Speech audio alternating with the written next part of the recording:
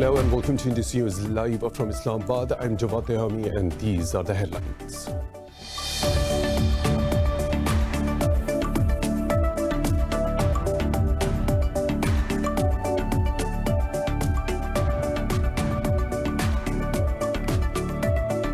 Armenia, Azerbaijan and Russia have signed an agreement to end 6 weeks of fierce fighting in Nagorno-Karabakh. Azerbaijan's President Ilham Aliyev said the deal signed showed it was a clear defeat of Armenia.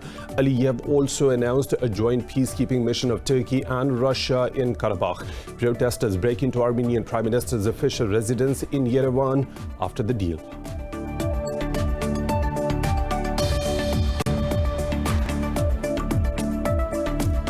US President Donald Trump's campaign has filed a lawsuit in Pennsylvania challenging President-elect Joe Biden's win. The lawsuit targets Pennsylvania's Secretary of State and county boards over allegations of unfair elections. Trump has so far refused to concede defeat in the election, making unsubstantiated claims over voter fraud.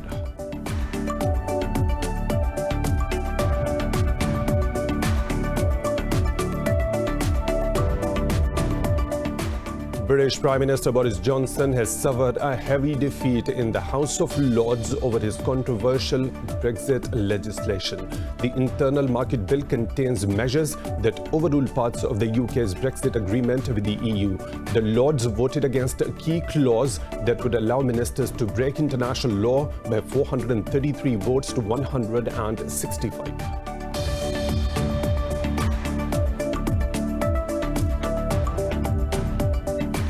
The US has become the first country to cross 10 million COVID-19 cases with over 238,000 fatalities.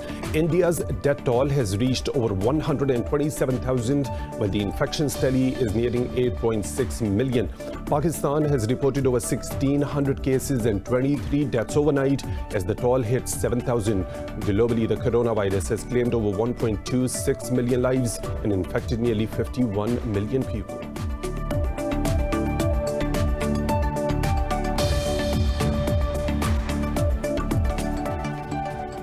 Those are the headlines and detailed stories right after a short break. Stay tuned.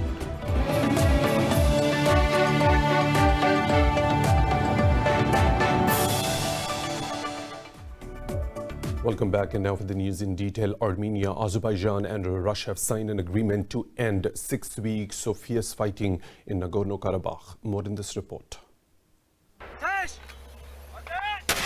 The Nagorno-Karabakh conflict, which simmered for decades despite international efforts to mediate, erupted into fresh fighting in late September. 3 ceasefires have failed in the past 6 weeks. As of today, Azerbaijan, Armenia and Russia have reached a new deal to end the conflict that has left over 1,200 people dead. In a televised meeting, Russian President Vladimir Putin confirmed the total ceasefire. Today on November 9, President of Republic of Azerbaijan Ilham Aliyev, Prime Minister of Republic of Armenia Nikol Pashinyan, and President of Russian Federation signed a statement which declares the complete ceasefire and any military action in Nagorno-Karabakh war zone starting from midnight of November 10, 2020 Moscow time. The Azerbaijan Republic and the Republic of Armenia stop at the present positions. Azeri President Ilham Aliyev said the historic agreement showed that it was a clear defeat of Armenia. Aliyev said the Armenians signed the agreement due to Baku's iron fist, not Yerevan's own will. He also announced a Turkish and Russian joint peacekeeping mission in Karabakh. Under the deal, Azerbaijan says it keeps the territorial gains, and Armenia has agreed to give 3 regions around the Nagorno-Karabakh to Baku. In Baku, the capital of Azerbaijan, news of the agreement brought people to the streets to celebrate despite a curfew. But in Armenia, the agreement sparked outrage with protesters storming Prime Minister Nikol Pashinyan's official residence in Yerevan. They called for the resignation of Pashinyan after he announced the painful deal. Commenting on the unrest, Pashinyan said anyone involved would be severely punished. Hours before the agreement was signed, Azerbaijan apologized to Moscow after it admitted shooting down a Russian helicopter by mistake. 2 crew members died in the incident and a 3rd was injured. U.S. President Donald Trump's campaign has filed a lawsuit in Pennsylvania challenging President-elect Joe Biden's win. The lawsuit targets Pennsylvania's Secretary of State and county boards over allegations of unfair elections. At a press briefing, White House Press Secretary Kayleigh McEnany said the campaign wants an honest, accurate, and lawful vote count. The lawsuit alleges Pennsylvania's mail-in voting system lacked transparency and verifiability that were present for in-person voters.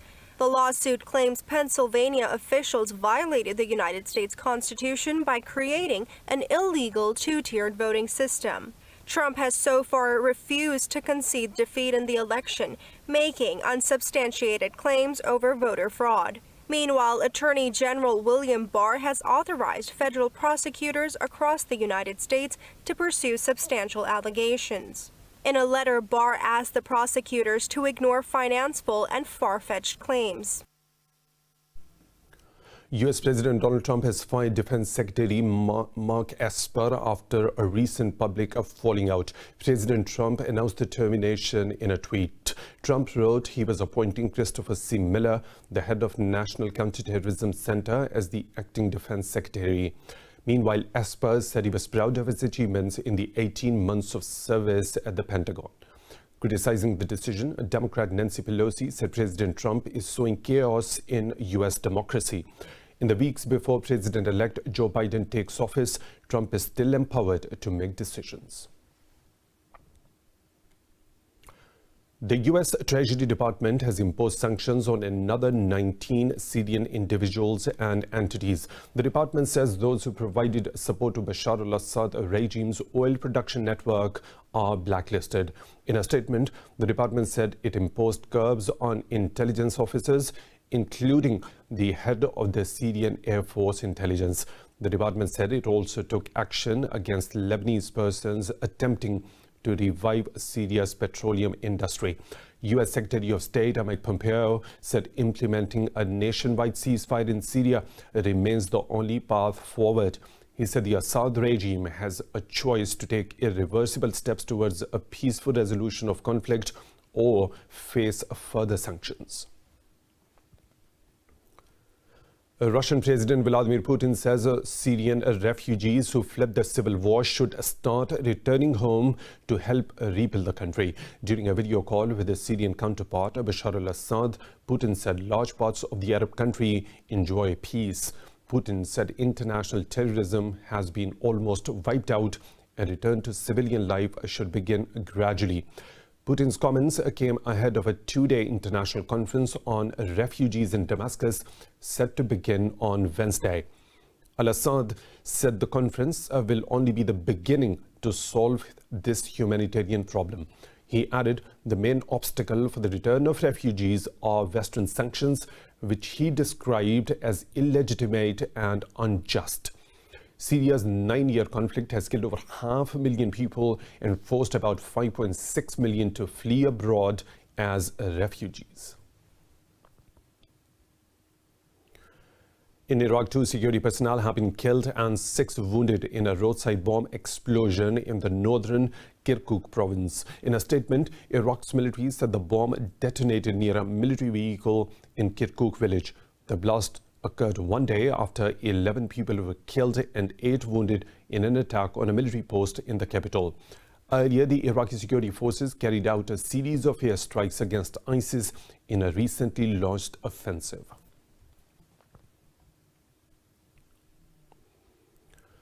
The Organization of Islamic Cooperation has slammed Israel's demolition of Palestinian dwellings throughout the West Bank. In a statement, the OIC said the action falls within the framework of the policies of ethnic cleansing and annexation. It said this is a part of colonial settlement plans implemented by the Israeli occupation in the Palestinian territories. It said the move violates international law and United Nations resolutions. The Muslim body called on the world to put more pressure on Israel to end its crimes in the occupied Palestinian territories. Israel has demolished nearly 700 structures this year so far across the West Bank, including East Jerusalem. Over in the UK, Prime Minister Boris Johnson has suffered a heavy defeat in the House of Lords over his controversial Brexit legislation. The Internal Market Bill contains measures that overrule parts of the UK's Brexit agreement with the EU.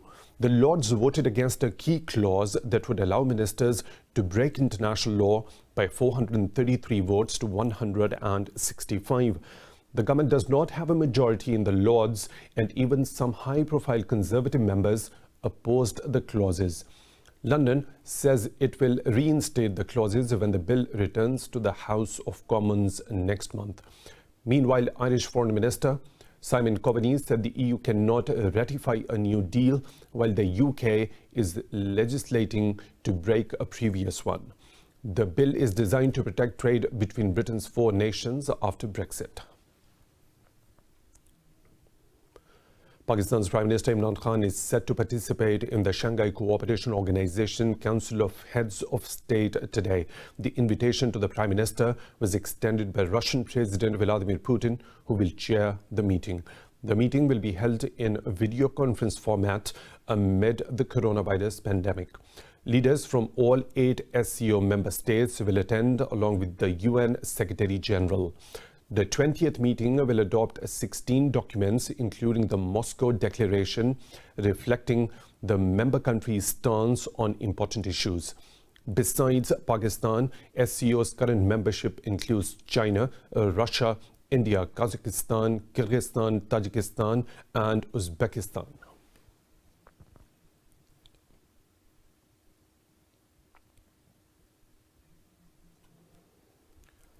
More stories to follow, but right after a short break, stay tuned.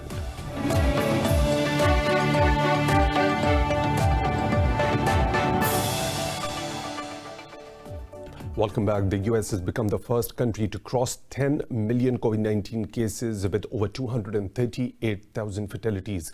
Globally, the coronavirus has claimed over 1.26 million lives and infected nearly 51 million people. More in this report. Over the last 24 hours, the world has seen two completely dichotomous scenarios related to the coronavirus pandemic. On one hand, the United States hit the grim milestone of infections mark. Two top vaccine developers have lit the beacons of hope. After the reassuring announcement of Pfizer and BioNTech, the World Health Organization called for faith in science. Experts worldwide have also welcomed the breakthrough as watershed moment in which indicates that vaccines can help halt the pandemic. Well, my initial reaction, of course, was light at the end of the tunnel. A bit of good news, something to make us smile, because cases of COVID are going up around the country, which doesn't make us smile. The United Kingdom's Prime Minister Boris Johnson, however, says it is still too early to rely on the COVID-19 vaccine. British Deputy Chief Medical Officer also seconds the Prime Minister, saying it does not see the vaccine making any difference for the second wave the United Kingdom is in now. In Russia, officials claim that their Sputnik V vaccine is also more than 90% effective. Meanwhile, Brazil has suspended clinical trials for China's Sinovac vaccine due to its adverse effects that occurred late last month. Like the rest of the Eurozone, Hungary is also set to introduce new curbs to stem the exceptional spike in cases. In France, authorities say the country is at a crucial moment as the peak of the outbreak is still to be seen. You know it. A massive second wave is hitting the northern hemisphere, the United States, Russia, and Europe. The epidemic is progressing in Europe and France at different speeds depending on the countries and territories. All the regions of France are impacted. Over in Asia, China has reported 22 new cases overnight. India's death toll has reached over 127,000, while the virus has infected 8.5 million people so far.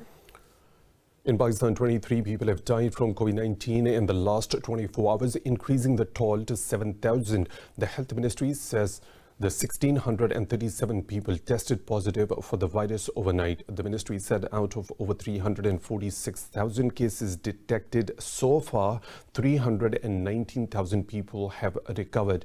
It said there are more than 20,000 active cases in the country, with over 1,000 in critical condition. Amid the second wave, the authorities have imposed an array of stricter restrictions across the country. Ukrainian President Volodymyr Zelensky says he had tested positive for the novel coronavirus. In a tweet, the president said he will isolate himself but will continue working. Minutes after Zelensky's announcement, Ukraine's head of the presidential office also said he had tested positive for the virus. Last week, the health minister said the coronavirus situation in the country was close to catastrophic. Earlier, Zelensky said Ukraine may introduce a lockdown at weekends in an effort to curb the pandemic.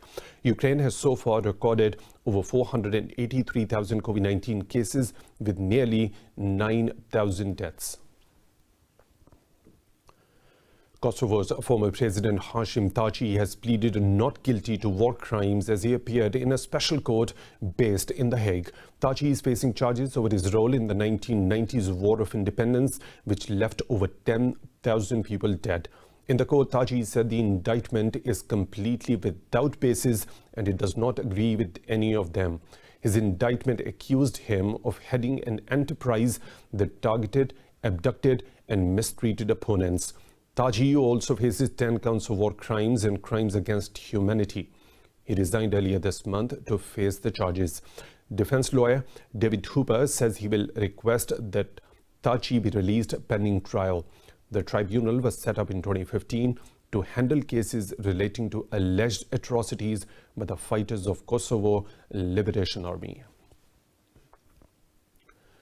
Bolivia's former president Evo Morales has returned to his country, ending a year-long exile.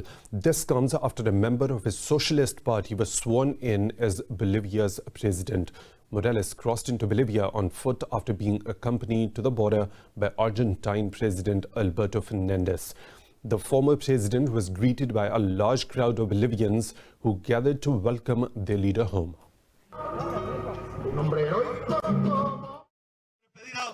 I want to publicly ask the judicial courts to take an action of justice with the members and former members of the Supreme Court of Justice, the electoral courts, that there was no fraud last year. We won in the first round and now we have won again in the first round. What fraud? Morales led Bolivia for almost 14 years as the first indigenous president. Now moving on, tropical storm Eta has struck U.S. southern state of Florida with strong winds causing torrential rainfall and flooding. The storm knocked out power for over 28,000 consumers before heading back towards the Gulf of Mexico. Eta made landfall on lower Metacum Key with maximum sustained winds of 100 kilometers per hour. The National Hurricane Center said though the storm is headed offshore, it still threatens Florida.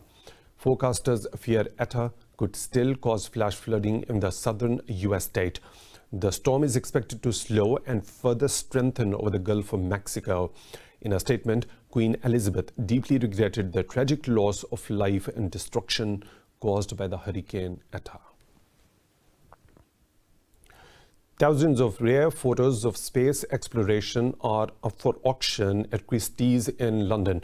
A rare photograph of astronaut Neil Armstrong on the surface of the moon is part of a comprehensive collection. More in this report. The Voyage to Another World collection, curated over decades, is a mix of iconic images that were unreleased at the time by NASA. The auction house says the sale of over 2,400 photographs documents the Apollo missions and the golden age of space exploration. So this is an incredibly exciting collection of photographs, and we are honoured at Christie's to have been entrusted with the sale. It's 700 lots, over 2,400 photographs in total, documenting the artistic heritage of the Apollo missions and the golden age of space exploration. The sale's top lot is an unreleased photograph of Neil Armstrong taken in 1969 when he became the first human to step on the moon. The photograph is expected to go for $39,000. Another image due to go under the hammer is of Armstrong's crewmate Buzz Aldrin when he managed to photograph himself during the 1965 space mission. It's the first selfie in space. We're so used to selfies these days as being easy, and done by everyone. But this is a big camera that Buzz Aldrin had to turn around and pointed himself with a beautiful image of the Earth in the background. Other items range from early images of the far side of the moon from the late 50s to the NASA and Apollo missions of the 1960s and 70s, and ending with images of the red planet. Christie's online auction will run till the 20th of November. American company Virgin Hyperloop has trialed its first ever journey with passengers in the desert of Nevada. The futuristic transport concept involves pods inside vacuum tubes carrying passengers at high speeds. Company executives were present in the pod when it hurtled through a vacuum tube at 107 miles per hour. Virgin Hyperloop has previously run over 400 tests without human passengers. The company says it is working toward a safety certification by 2025 and commercial operations by 2030. Canada's Transport and Spain's Zeleros also aim to use similar technology. It will reduce travel times, congestion, and environmental harm linked to petroleum fuel machines.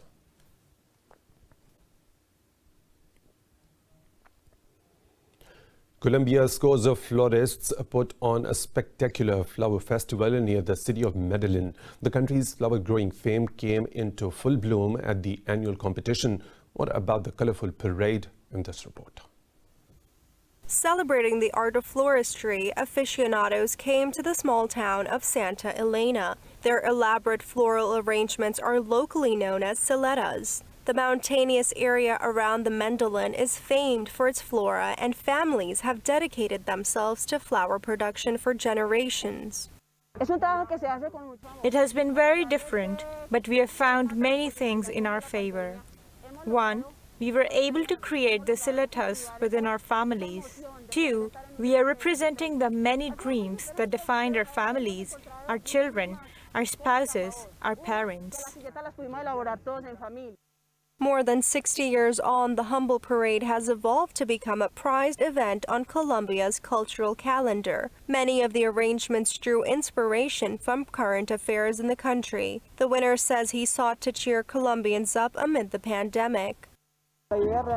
The idea comes from wanting to bring a beautiful message to Colombia, to tell them to not lose hope, to not lose faith, to believe that everything is going to come back the way it was before. And most importantly, we can't lose what the world means to us, which is happiness. The annual flower parade reportedly harks back to 1957, when a Medellin local invited florists from nearby villages to march in the city to display their arrangements.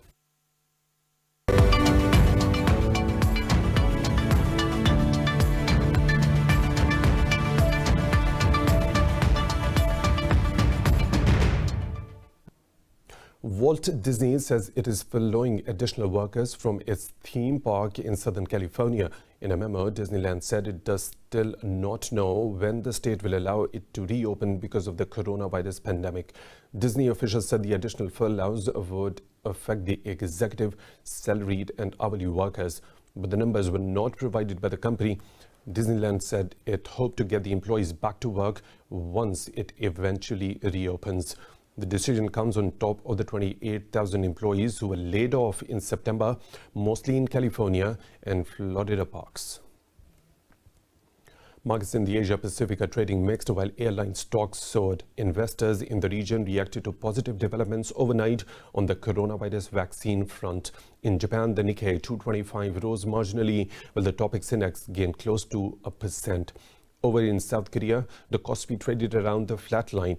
Mainland Chinese stocks were mixed, with the Shanghai Composite shedding while the Shenzhen component fluctuating. Hong Kong's Hang Seng Index added well over 0.5%. Shares in Australia also advanced as the ASX 200 rose over 0.5%. MSCI's broadest index of Asia-Pacific shares outside Japan was flat. And that's all for now. For the latest updates, you can follow us on social media at Indus.News.